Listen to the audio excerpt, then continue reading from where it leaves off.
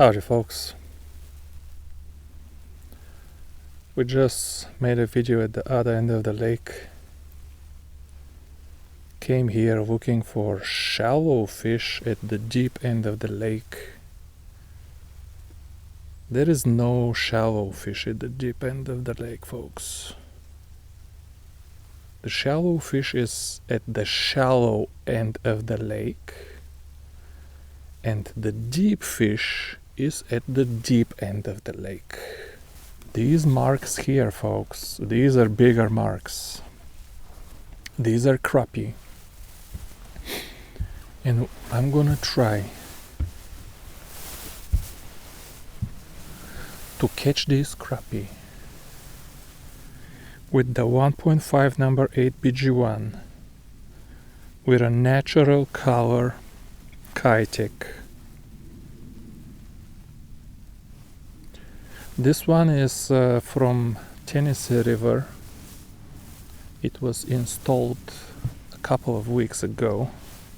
It's been sitting in the tray for some time. I'm gonna try to use it. This is the Eradicator.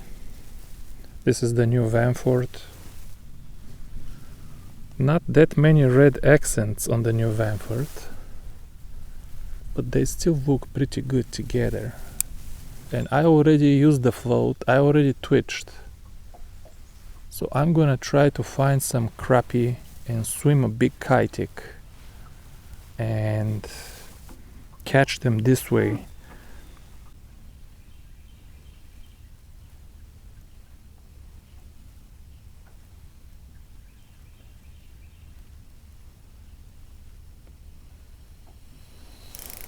Hey, no way.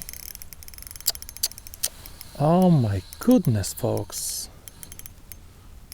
I gave up on making a Swimbait video. I made the intro 20 minutes ago. Cannot find fish. When I find them, they don't want to play. I still don't know if there will be a Swimbait video. I'm starting to think that I was right in the morning after all. And Swimbait is not a good way to play ball right now. I mean, that's a big crappie. Well, it's not big. There is no problem eating a lure this small.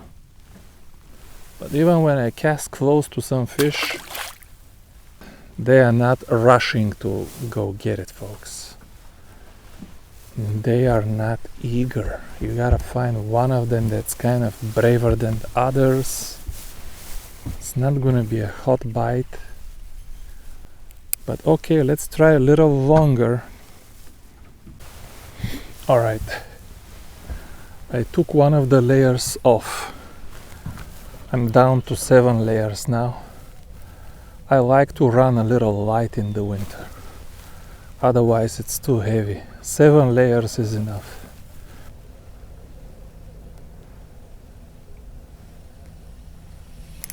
One. There we go. We're gonna eke a few crappie out of open water here on a Swimbait. Don't be too picky. Crappie of a crappie. Yeah, I'm starting to think I was right all along in the morning, because I'm catching them on Swimbait, but I just feel it would be easier on from the same school, the same fish. It would have been easier with something else, something smaller. Yeah, it's just a little too big.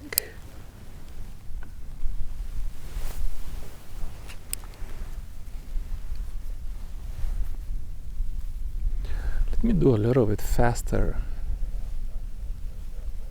retrieve to go for. Yep, sometimes just try stuff that doesn't make sense. Sometimes even the Kitek, maybe when the water is super clear, you don't want them to look at nothing except the Nuco worm. I don't think they can look at the Nuco worm all day. There's still nothing to see, it just looks like a worm. But maybe the kitek, I don't know. Sometimes faster is a little bit better. My advice to you is, if you're fishing fast, slow down. If you're fishing slow, speed up. Let me flip the bail. See how I have little pieces of cork here? Use these pieces of cork to land, to rest these 100% blanks, folks.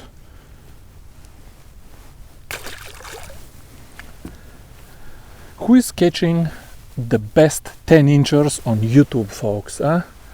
Tell me, who is catching, if not yours truly? I am catching the best 10 inchers on all of YouTube. Also, who is catching the best 5-inch bluegill? Huh? Me. Just kidding. You gotta make lemonade out of little crappie sometimes. It worked again. Okay, I missed it, but he went for it. Wow, he came a second time. I even saw the fish. Wow, no tail again. Can we twitch one just for glory? Just for glory, folks. It's not a good idea. Now, normally you can twitch them no problem if it's white bass, if it's other seasons of the year. But right now it's not a good idea, but I'm gonna just one cast, okay? Yeah, they're still here. That's cool. Let's twitch just one. Tap tap. Tap tap. Kitek with no tail, come on. Got him. Kitek with no tail. Yeah. Yeah, if the fish is crappie, you can work with them. Even small crappie. Who's catching the best 10 inchers on YouTube, folks? Tell me. Hey, I'm just kidding. I'm being sarcastic. Some people take it very seriously and they're like, dude. If you cannot detect sarcasm, count to 10 before leaving comments. That's my advice to you as far as my YouTube channel goes. If you're not good at detecting sarcasm, always count to 10. Don't leave emotional comments. Alright, let's try one more. Who needs a tail on the kitek? And the body is all ripped up too. Look. I mean, it looks terrible. They're packed tight in their crappie. You can make it work. Alright, tap tap. We're gonna fish a little bit like a white bass. There he goes again. Who needs a stinking tail? That's the new Vanford for you. Kinda quiet, I know. I'm trying to hold it close so you can hear it. But that's how it's gonna be. That's how the Vanford will be forever. It will be quiet. Now it's smooth otherwise. I have no other. The drag is very smooth. The gears are smooth. My reel has no defects. And not everybody can say that. A lot of people are reporting defects in these Vanfords. So I will take it. Even if I knew, folks, that the spool was like this and all of that, I have to buy the new Vanford, folks. I'm iFish. How can iFish not buy the new Vanford? That makes no sense. How can I not buy the new Presso? There's just no body. It's completely ripped up, folks. We gotta put a new kitek. I have some green colors here from when I was fishing for white bass. You guys need to get yourself a tray like me. It doesn't come with the boat. Get you a tray. Don't throw these lures. You will be shocked how many lures you can reuse if you just don't throw them. I'm already working on a 2025 Kitek jig head, and I wanted to hold the Kitek a little bit better, not cut the lure so easy. So we are already experimenting with some kind of a... I found the hook. I have a beautiful hook. It's not the Bijuan hook. I have a hook a little bit thicker, but much stronger. Okay, not much, but a little bit thicker, but also stronger. So if you want to tangle with some bass, that will be a better choice than the Bijuan jigs. But I don't know what to do about this hook keeper. I think I found a design for, not hook keeper, lure keeper. I found a design that's kind of good. It helps keep the Kitek a little bit longer. But there's a lot of trade-offs. There is so many trade-offs that now I don't know if I even need a lure keeper. There is a lot of annoying stuff that comes with the lure keepers, folks. What if you thread the lure on the jig head and you exit the lure too early or too late and now it looks crooked? Now if you back out, the barb on the lure keeper will rip the body of the Kitek. And I hold pretty high opinion of myself, I'm not gonna lie. When it comes to installing lures on jig heads, I think pretty highly of myself, and even I install them wrong all the time. On the water, I install them wrong all the time. Now at home, under the lights, on the bench, when I'm with good light and my hands are warm, I'm pretty good at home. But here, on the water with cold hands, wow, something hit it right here. With cold hands on the water, I install it wrong all the time. And if you miss and you don't install it perfectly and you need to back out, these Kiteks are not stretchy. And I'm designing this jig head just for Kitek. I know you can use it for whatever swimbait you want, but I'm designing it for Kitek. For small Kitek, because I have not seen a good jig head for small Kiteks, and that I fish small Kiteks a lot. You guys are my witness.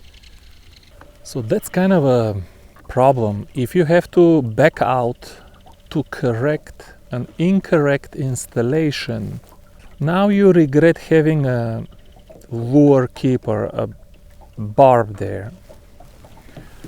The other scenario that I've been trying with and I still don't like it, even if you install it perfectly the first time, even if you install it perfectly, but even then, what about when you catch fish and now the fish is pulling on the Kitek and it's just wrapped up in the mouth and there's all kinds of forces on the Kitek around the jig head. Again, even though it helped keep it during the casts, once you catch the fish, the lure keeper is again working against you, because instead of the body just sliding out, now it gets torn by the lure keeper. So you see, it's not that simple. If we're talking only about keeping the lure on the jig on the cast, yeah. But if you take the whole picture together, there is a bunch of trade-offs. It's not a pure win-win there. It's just a bunch of trade-offs. So I'm still undecided. We're gonna experiment with a couple more. Maybe I will put a barb, but it will be just a miniature barb. Maybe I will put a second shank to kind of support it better, but without the back out barb, so it can actually back out freely. It's more complicated than people think, because people don't take the whole picture in consideration. I'm thinking if a fish pulls a Kitek, I'm thinking the best Oh, there we go. I'm thinking the best approach for both of you, the lure and the angler, is just let the lure slide out. That's what I'm thinking. I don't know. Maybe I will offer the Kitek jig head with the lure keeper and without, which will not be hard at all, with the lure keeper and without, and let the free market decide. See, the entire problem comes from the fact that I'm designing this specifically for Kitek. Now, if you're talking about one of these indestructible, stretchy swimbaits, then it's definitely better to have, for those, better to have lure keeper, because even when it slips out, it doesn't get destroyed. It will kind of, these plastics are so tough that even with a barb, they will not get torn. But yeah, the Kiteks, all of the bass fishing jig heads for Kiteks, they are too big and nasty. They're too big, too fat. The hooks are sharp. They have Japanese hooks, but they're just too big. And if you're catching big bass with a 2-inch Kitek, then you need, I'm not criticizing, then you need a good strong hook, especially if you want to use it for tournament fishing. You definitely need a strong hook. So I get why the bass anglers have the big, strong jig heads that are still sharp. But if you're gonna use the Kiteks for ultralight fishing, you don't need that. That's just too much. Cool story, Victor, but it has been mostly a story and not so much catching. But I'm working. I gotta tell you, even the 1.5 number 8, which has a head which is designed to be twitched. This head of the BG1 is designed to be twitched, and the wire is thin, and when the fish pull only the tail, the wire will cut the Kitek like scissors. But practically speaking, I can fish all day just fine with them. Yeah, I'm gonna lose some more Kiteks, but you can fish them just fine without no lure keepers, without none of that nonsense. You can back out as many times as you want. When the fish pulls them, they just slide out. Sometimes sliding out easily is the safest way to remove the lure from the hook without destroying it. So yeah, what's wrong with fishing this? I sold enough of those already. Give me some comments. Have you fished the 1.5 number 8 with a Kitek? Can we twitch? This is Kitek with a tail. Can we twitch it? Yeah, irritated, one of them. That is a bluegill. No, maybe? I don't know. Let's see. Feels kind of vigorous. Yeah, that's what I've been. Yeah, I knew that these are bluegills. I called it. That's why the bite slowed down. I guess we irritated one of them even with the Kitek, but they are not in the mood for a Kitek. Chap. Oh, that was it. Okay, he came back. If he didn't grab the hook, you can get a second chance. Yeah. Come here, buddy. Yeah. You can catch him just fine. It's not about catching. It's about, well, how did you go Yeah, the best 10-inchers in town, folks. Tap, did you see? Come back? Yeah, he came back.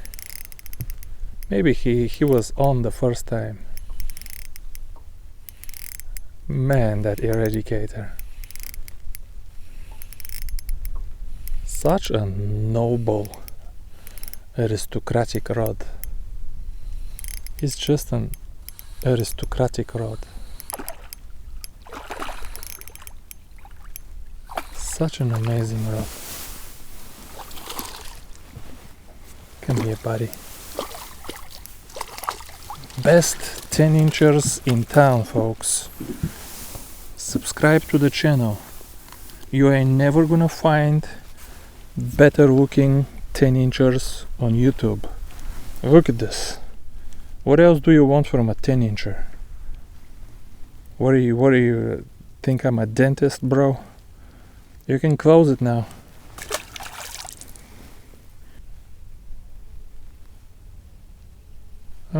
Maybe there was tension there. Maybe I didn't feel a bite. Very interesting. I did not feel that bite.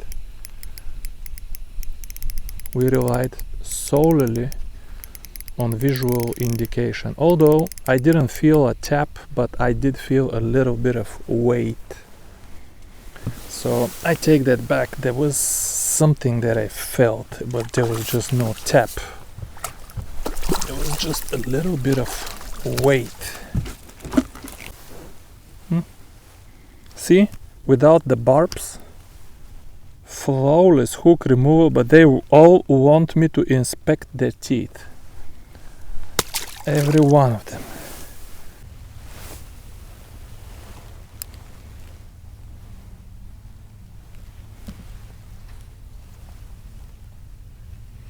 Oh, there we go. There we go. We found one crappie there. The bite is slowing down, folks. It is slowing down. Maybe it's not slowing down, but it's hard to find a crappie school. Most of these schools that are easy to see on live scope with more than one fish, more than 10 fish, those are bluegill schools. That's another gorgeous 10-incher, folks. Gorgeous 10-incher. Where are you gonna find 10-inchers like this on YouTube, folks? Where? Gorgeous. Even has a little bit of a belly. This crappie, I don't know what they're eating. These crappie are not too hungry. Tap, tap, tap, tap, tap. Bluegill crappie? Oh, that's a crappie. Man. The feel of crappie. Okay, let's see if we're gonna land this one, folks. If we land this, we might end this video here. We drifted far away again, and I don't know what else to say or do in this video. How many crappie can you catch with the same bait and the same rod, and people still find it interesting? I think we reached the limit, folks. So I'm gonna let you go, and I'm gonna make an executive decision here. We're gonna scan around a little bit. If we see something amazing, we might fish a little more. But I'm feeling kind of exhausted, and I think I need to find something really exciting to keep me here. I want to get home and ask my wife to make me some of those hot and spicy noodles with eggs. But thank you guys for watching another one, and I'll see you very soon. Bye bye.